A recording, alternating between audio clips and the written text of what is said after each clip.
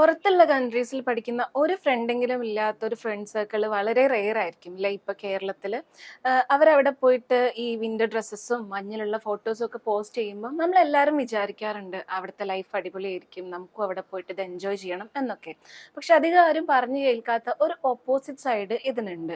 എന്താന്ന് വെച്ചാൽ നമ്മളുടെ കേരളത്തിൽ ജനിച്ചു വളർന്നപ്പോൾ നമ്മളുടെ ഈ ഒരു ക്ലൈമറ്റിനോടും ഈ ഒരു ഡേ നൈറ്റ് ചേഞ്ചിനോടും ഒക്കെ അഡാപ്റ്റ് ആയിട്ടിരിക്കും നമ്മുടെ ബോഡി ഉണ്ടായിട്ടിരിക്കുക. അപ്പൊ അവിടെ പോകുന്ന സമയത്ത് ഈ വിന്ററിനോട് അഡാപ്റ്റ് ആവാതെ അഡിക്കേറ്റ് ആയിട്ടുള്ള സൺലൈറ്റ് കിട്ടാത്തതും ഡേ ടൈമിന്റെ ഒരു ദൈർഘ്യം കുറവുള്ളതും ഒക്കെ കൂടെ ഒരു സീസണൽ ആയിട്ടുള്ള ഒരു മൂഡ് ചേഞ്ചസ്, അതായത് ക്ലൈമറ്റ് ചേഞ്ച് കൊണ്ട് ഉണ്ടാവുന്ന വിന്റർ ബ്ലൂസ് പോലെയുള്ള ഡിപ്രസീവ് സിംറ്റംസ് ആയിട്ട് അത് പുറത്തു വരാൻ സാധ്യതയുണ്ട്.